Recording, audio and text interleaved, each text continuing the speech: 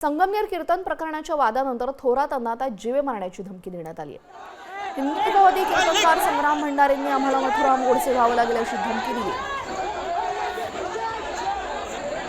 कीर्तनावेळी झालेल्या गुन्ह्यामुळे संग्राम महाराजांवर हल्ला झाला आणि दगडफेक झाली। या प्रकरणी पोलिसात गुन्हा दाखल झाला असून काँग्रेस नेते बाळासाहेब थोरात यांच्यावर थेट आरोप केले गेले। कीर्तनकार संग्राम भंडारे यांनी थोरातांना जीवे मारण्याची धमकी दिल्याने राज्यामध्ये नवा वाद उफाळलाय।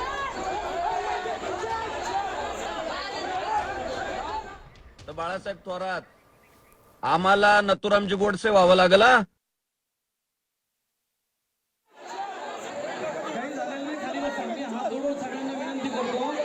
त्यानंतर आमदार अमोल खताळ यांनी थोरातांचा डीएनए तपासा असा आरोप केलाय। तर थोरातांनी खताळांना उत्तर दिलेलं आहे।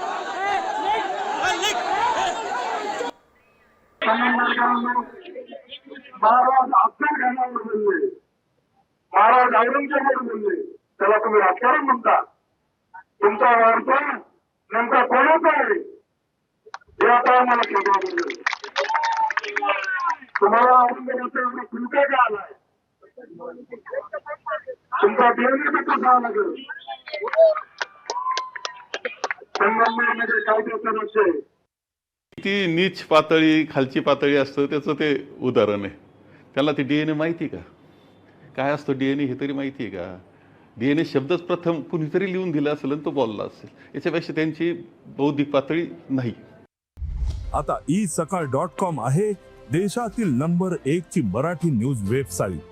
प्रत्येक अपडेटसाठी isakal.com ला नक्की भेट द्या।